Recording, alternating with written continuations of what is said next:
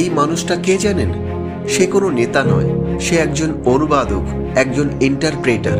সে বসে আছে Vladimir Putin আর Xi Jinping এর মাঝখানে, দুই বিশ্ব নেতার মাঝখানে। একটি ভুল শব্দ কূটনৈতিক সম্পর্ক ভেঙে পড়তে পারে। এখানে কোনো কাট নেই, কোনো রিটেক নেই। ইন্টারপ্রেটার শুধু শব্দ অনুবাদ করে না, সে অনুবাদ করে নেতা আসলে কি বলতে চাইছেন। একটি ভুল ব্যাখ্যা বিশ্বযুদ্ধ ডেকে আনতে পারে, আবার একটি সঠিক শব্দ শান্তি ফিরিয়ে আনতে পারে। চীনে যা বলা হচ্ছে সেটাই সে রাশিয়ান ভাষায় পুতিনকে বোঝাচ্ছে। পুতিন যা বলছেন সেটাই রাশিয়ান থেকে চীনা ভাষায় শি জিনপিংকে বোঝাচ্ছে। এমন শক্তিশালী নেতাদের সামনে বসে রিয়েল টাইমে তাদের কথোপকথন অনুবাদ করা একটা ভীষণ চ্যালেঞ্জিং একটি কাজ। আপনি হলে কি পারতেন এমন বিশ্ব নেতাদের সামনে বসে তাদের ভাষা অনুবাদ করতে? কমেন্টে জানান।